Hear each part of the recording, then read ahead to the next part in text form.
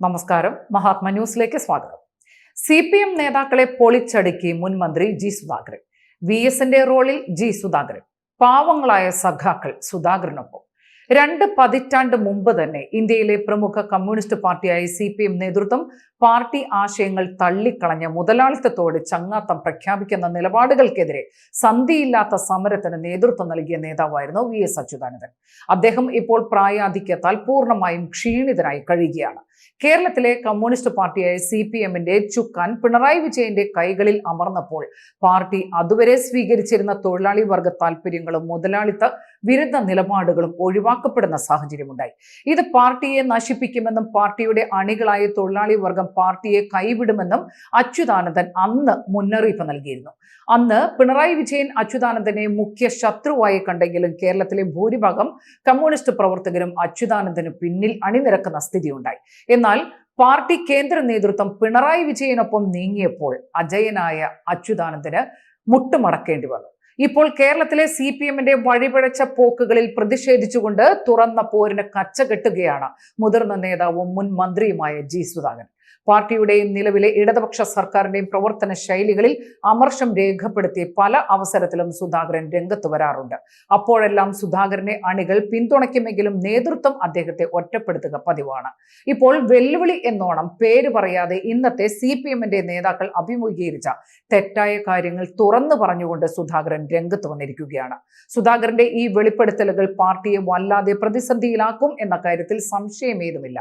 എന്റെ മക്കളാരും മയക്കുമരുന്ന് കച്ചവടം നടത്തിയിട്ടില്ലെന്നും എന്റെ മകൻ ഒരിക്കലും DNA പരിശോധനയ്ക്ക് വിധേയനായിട്ടില്ലെന്നും എന്റെ കുടുംബത്തിൽ ആരും 2-3 തവണ കെട്ടിയിട്ടില്ലെന്നും ഞാൻ മന്ത്രിയായിരിക്കുമ്പോൾ പോലും എന്റെ ഭാര്യയോ എന്റെ മകനോ എന്റെ ബന്ധുക്കളോ ഭരണത്തിൽ ഇടപെട്ടിട്ടില്ല എന്നും ഞാൻ ഭാര്യയ്ക്ക് സീറ്റ് വാങ്ങി കൊടുക്കാൻ വേണ്ടി ആരുടെയും മുമ്പിൽ നാക്ക് പണയപ്പെടുത്തിയിട്ടില്ല എന്നും അത്തരമൊരു കൊഞ്ഞാനല്ല ഞാനെന്നും പരസ്യമായി പറഞ്ഞുകൊണ്ടാണ് സുധാകരൻ CPMന്റെ എല്ലാ നേതാക്കൾക്കും നേരെ കൂരമ്പ് എഴുതിയിരിക്കുന്നത്.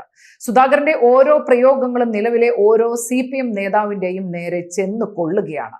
തന്റെ മകൻ മയക്കുമരുന്ന് കച്ചവടത്തിന് ഇറങ്ങിയിട്ടില്ല എന്ന് പറഞ്ഞപ്പോൾ അത് ചെന്നുകൊണ്ടത് കൊല്ലത്തെ CPM MLA ആയ പ്രതിഭയുടെ നെഞ്ചിലായിരുന്നു. പ്രതിഭയുടെ മകനെ പോലീസ് കഞ്ചാവ് കേസിൽ അറസ്റ്റ് ചെയ്തത് അടുത്തിടെയായിരുന്നു. തന്റെ മകൻ DNA പരിശോധനയ്ക്ക് വിധേയനായിട്ടില്ല എന്ന സുധാകരന്റെ പ്രസ്താവന അന്തരിച്ച CPM സെക്രട്ടറി കോടിയേരി ബാലകൃഷ്ണന്റെ മക്കൾക്ക് മേലാണ് കൊള്ളുന്നത്.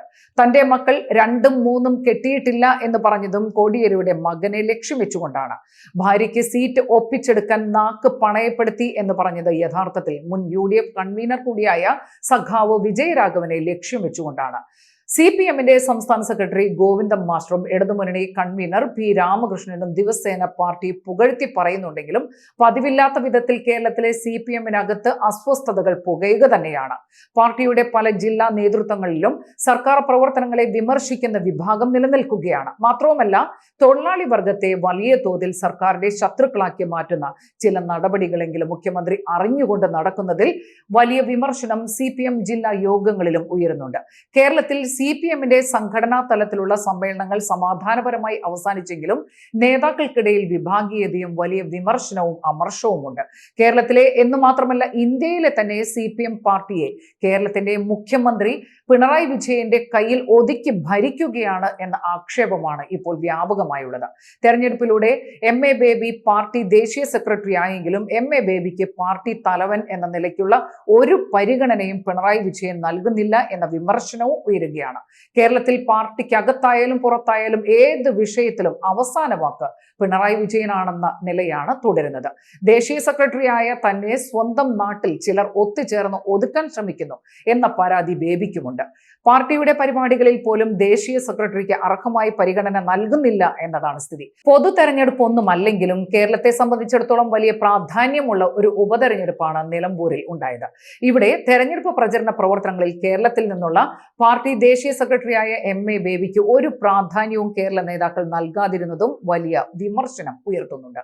കേരളത്തിലെ CPMനകത്ത് പുകഞ്ഞുകൊണ്ടിരിക്കുന്ന പ്രതിസന്ധികൾക്കിടയിലാണ് എരിതീയിൽ എണ്ണ ഒഴിക്കുന്ന വിധത്തിൽ മുൻ മന്ത്രിയും മുതിർന്ന നേതാവുമായ ജി സുധാകരൻ ഒരുപറ്റം നേതാക്കളെ ഒന്നടങ്കം അധിക്ഷേപിക്കുന്ന തരത്തിലുള്ള വിമർശനവുമായി രംഗത്ത് വന്നിരിക്കുന്നത്. സുധാകരൻ നടത്തിയത് വിമർശനമാണെങ്കിലും ഇതെല്ലാം കേരളത്തിലെ CPMന്റെ പ്രാദേശിക കമ്മിറ്റികളിൽ സാധാരണ സഖാക്കൾ ഉയർത്തിയ ചോദ്യങ്ങളാണ് എന്നതും ഒരു വസ്തുത തന്നെ. തന്നെയാണ്.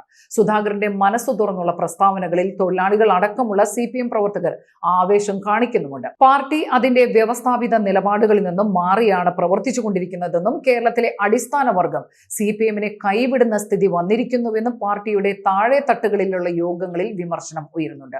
ഇത്തരം വിമർശനങ്ങൾ ഉയർത്തുന്ന സഖാക്കൾ ജി സുധാകരന്റെ വാക്കുകളെ ഉദ്ധരിക്കുന്നത് മുതിർന്ന നേതാക്കളിൽ വലിയ അമ്പരപ്പാണ് ഉണ്ടാക്കുന്നത്. കേരളത്തിലെ മുതിർന്ന CPM നേതാവായ സുധാകരൻ ഇടയ്ക്കിടയ്ക്ക് പാർട്ടി നേതൃത്വത്തിനെതിരെ ഉയർത്തുന്ന ആരോപണങ്ങൾ വസ്തുതകൾ നിരത്തിക്കൊണ്ടുള്ളതാണ്. ഇത്തരത്തിൽ നിരന്തരം സുധാകരൻ നേതൃത്വത്തെ വെല്ലുവിളിച്ച് നീങ്ങുന്നത് അണികളുടെ ശക്തമായി പിന്തുണ ലഭിക്കുന്നത് കൊണ്ടാണെന്നും വിലയിരുത്തപ്പെടുന്നുണ്ട്. സുധാകരനെ പാർട്ടിയുടെ ചില ഘടകങ്ങൾ വിലക്ക് പ്രഖ്യാപിച്ചെങ്കിലും സുധാകരന്റെ അണികളിൽ താല്പര്യം വർദ്ധിപ്പിക്കാൻ സഹായിക്കുന്നുമുണ്ട്. സുധാകരനെ അനുകൂലിക്കുന്ന പാർട്ടി പ്രവർത്തകർ സുധാകരനിൽ ഒരു പുതിയ VS അച്യുതാനന്ദനെ കാണുകയാണ്. സ്വന്തം നേട്ടങ്ങൾക്ക് ഉപരിയായി സ്വന്തം പാർട്ടി ഉയരത്തിൽ നിൽക്കണം എന്നാഗ്രഹിക്കുന്ന ആളായതുകൊണ്ടാണ് സുധാകരൻ ഇതെല്ലാം പറയുന്നത് എന്നാണ് ജി സുധാകരൻ അനുകൂലികളായ സഖാക്കൾ പറഞ്ഞുകൊണ്ടിരിക്കുന്നത്.